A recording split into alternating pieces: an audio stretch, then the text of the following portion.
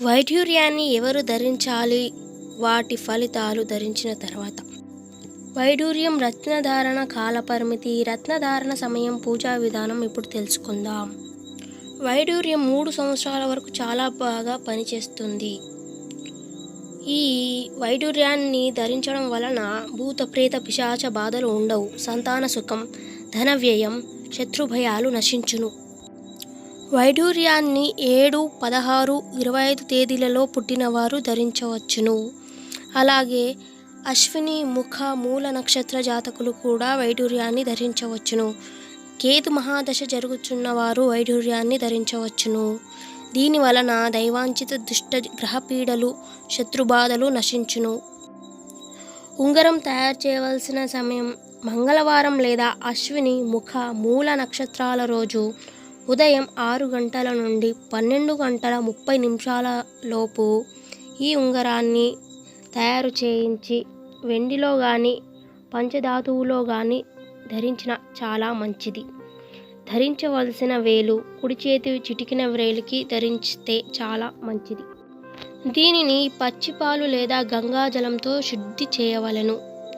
శివాలయంలోని నవగ్రహాల మండపంలోని కేతు విగ్రహ వద్ద ఉంగరం ఉంచి కేతుని అష్టోత్తరం చేయించి 1/4 వంతు ఉలువలను నల్లని రంగు వస్త్రంలో దానం చేయగలరు. మంగళవారం రోజున ఉదయం 6 గంటల నుండి 8 గంటల లోపుగా శివాలయం ఏకాదశ రుద్రాభిషేకంలో ఉంగరం ఉంచి శుద్ధి చేయించగలరు. ధరించవలసిన సమయం బుధవారం లేదా ఆశ్లేష, మాఘ, మూల నక్షత్రముల రోజున ధరించగలరు. దీనిని ధరించే వ్యక్తి కేతు ధ్యాన శ్లోకం 70 మార్లు పారాయణ చేయడం వలన చాలా మంచి జరుగుతుంది.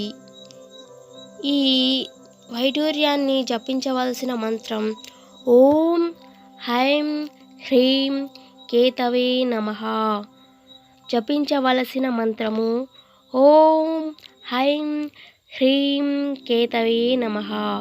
ఇలా 70 మార్లు పారాయణం చేస్తే చాలా మంచి జరుగుతుంది. దైవాంచిత దుష్ట గ్రహపీడలు తొలగిపోతాయి, శత్రు బాధలు నశిస్తాయి.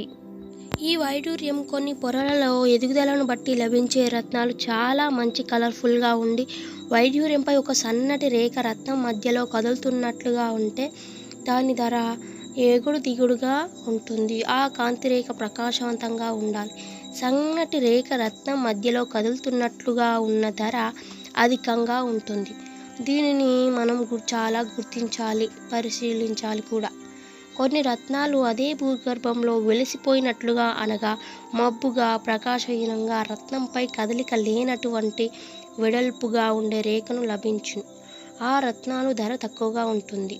రత్నంపై గీతలు లేనటువంటి కాంతి తక్కువగా ఉండే వైఢూర్య రత్నము ధర చాలా తక్కువగా ఉంటుంది. ఇది మీరు ముఖ్యంగా చాలా జాగ్రత్త పడవలసిన విషయం. రెండోది, వైఢూర్యం యొక్క స్టోన్ తూకాన్ని క్యారెట్లలో పిలుస్తారు. ఎక్కువ క్యారెట్ల బరువును ఉన్న వైఢూర్యం ధర ఎక్కువగా పలుకుతుంది. మూడవది, వైఢూర్యాలు యొక్క కటింగ్ రత్నంపై ఇష్టానుసారంగా ఉండరాదు. దాని వలన ఆభరణాలలో వైఢూర్యాలు బిగించడానికి అనువుగా లేక రత్నాలు ఆభరణాలలో నుండి ఊడిపోయే అవకాశం ఉంటుంది. రత్నశాస్త్రంలో తెలిపినట్లుగానే రత్నం కటింగు ఉండాలి. ఇలాంటివి ధరించినప్పుడు ప్రయోజనకరంతో ఉంటుంది. మనం ధరించే ఆభరణాలు అందంగా ఉంటాయి. నాలుగవది, జ్యోతిష్య సిద్ధాంతం ప్రకారం వైఢూర్యాలు దోషాలు లేనటువంటివి కొన్ని ధరించవలెను. ఈ 4 పాయింట్లు గుర్తుంచుకుంటే వైఢూర్యాన్ని ధరించవచ్చు.